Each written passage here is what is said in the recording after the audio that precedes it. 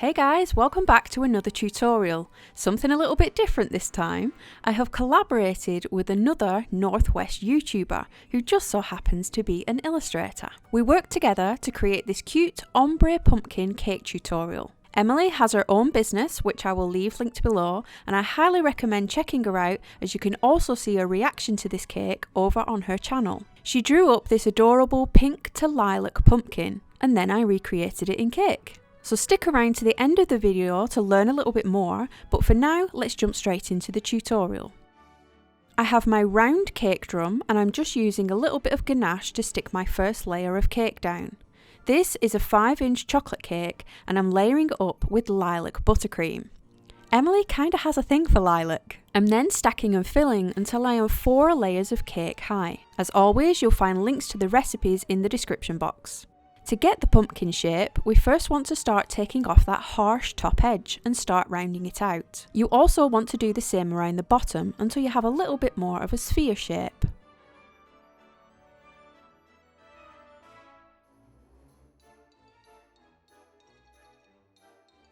Once you're happy with it, we're then going to run our knife to create the grooves down the sides of the pumpkin and widen them up a little bit.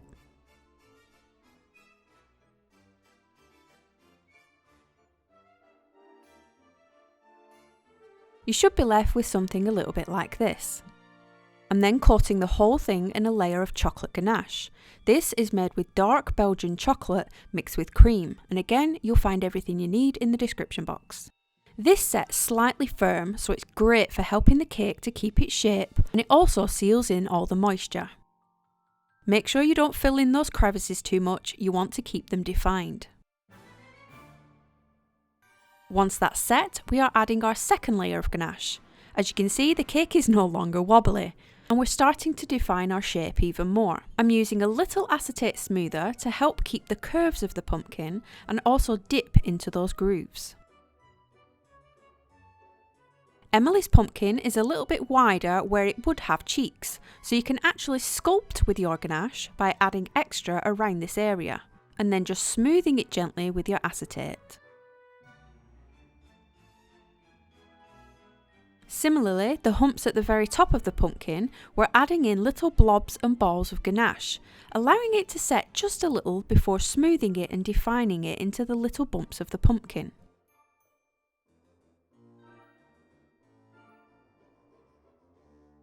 Ganaching is messy, but it's so worth it.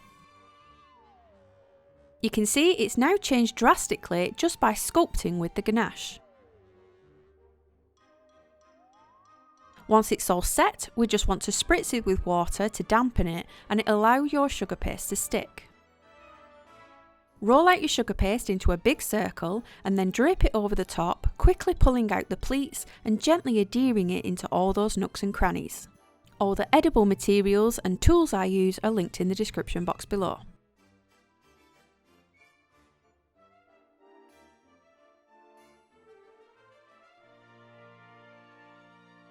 Once your sugar paste is on, you want to cut away most of the excess, but don't cut too close just yet. You want to define around those top bumps and down the side channels with your fingers. I'm then taking a larger acetate smoother, and not only does this push the paste underneath, but it also cuts it too.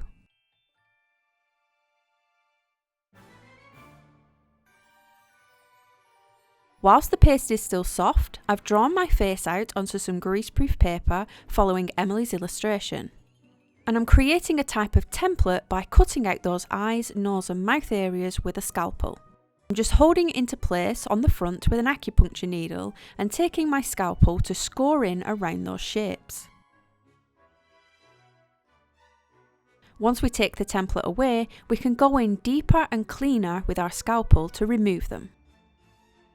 This is a good idea to do whilst the paste is still soft, otherwise it may stick to the pumpkin too much and you won't get them out. What I loved about her illustration is that she got her signature lilac colouring in addition to a nice pink ombre towards the top. To get this effect, I've popped some pink airbrush colour in my gun and I'm just working slowly around the top, building up the colour just near the eyes before it turns to purple. Now purple is the one colour that's hard to find a nice shade in airbrush colour. But I've added some purple colouring into my gun along with a little touch of white to try and get that lilac effect. As you can see, it's still going on pretty dark, but we're going to have to get away with it.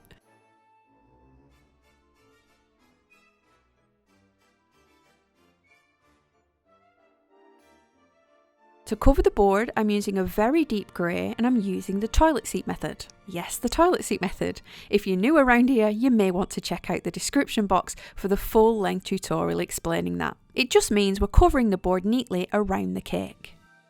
To add a little bit of interest here, I'm wiggling my Dresden tool into the soft paste to create little lines. This reminds me very much of Nightmare Before Christmas near the pumpkin patch on Spiral Hill.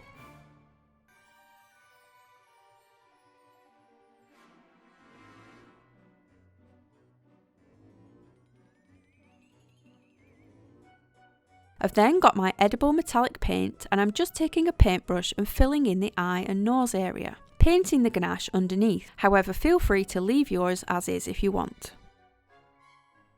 I'm also using the same paint to paint on the eyebrows. For the stalk, I'm taking some brown paste and rolling it between my hands into a carrot shape. You'll have to excuse the state of my hands, they're just full of food colouring 24/7. I'm then just curling the tip over and holding it up to the pumpkin to see roughly how long I want to cut it. Once the end is cut flat, I've just popped it on top, and as my airbrush colour is still a little damp, it's stuck straight away. And then just scoring in some lines with my Dresden tool and making sure the curl pretty much matches the one on the illustration. For the little leaf, I'm taking a ball of pink, rolling it between my hands into a teardrop and then flattening it out. Taking my Dresden tool again, I'm just scoring in some very simple leaf veins before adding it to the stalk with a little bit of water.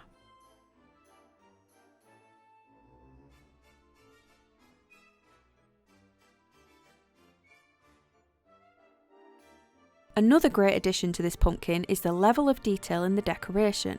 I'm just using some white powder. This one is just a tub of super white and I'm mixing it with water to create a paint.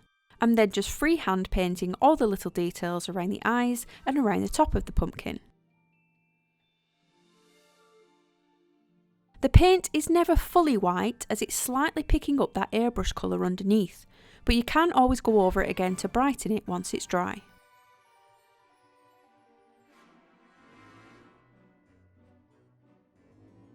I've rolled out a long sausage of white paste and I'm just chopping the top and bottom flat with a knife before standing it up and slowly smoothing the bottom edge out, giving it a few lumps and bumps as if the candle has been lit before and the wax has all run down to the base.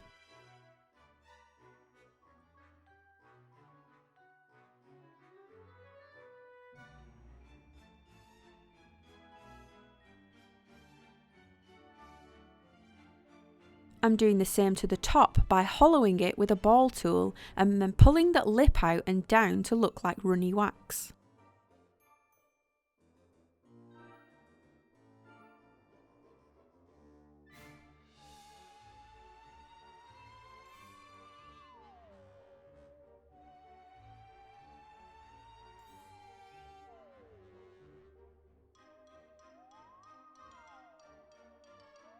You want to make two of these and I'm just placing one slightly in front of the pumpkin and one slightly behind, as it would be if the illustration was 3D.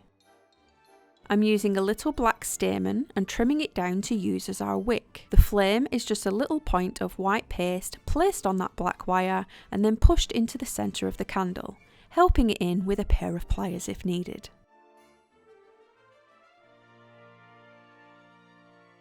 I've got my airbrush again, filled with yellow water-based colouring, and I'm just spraying the flames. Don't worry if you get a little bit of overspray on your candle, as that just adds to the effect of the glow.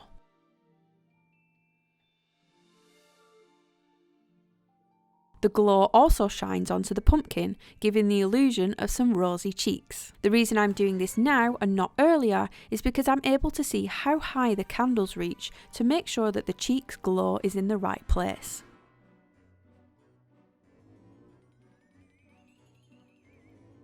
And that's it, we're done. A cute little 5-inch pumpkin, which hopefully does Emily's illustration proud. I just want to say a huge thank you to Emily for allowing me to recreate her drawing, and she drew this specifically for me to turn it into a tutorial. So just remember, if you do recreate this, it would be cool if you could tag me so I can see what you've made, but also please remember to tag and credit Emily as it's her original drawing. Also, don't forget to check the description box for a link straight to Emily's channel where you can see her visit the studio and see the pumpkin cake for the very first time. It's been pretty cool discovering another YouTuber who actually doesn't live too far away from me, so hopefully we'll get to collaborate again in the future. Thanks guys, see you soon!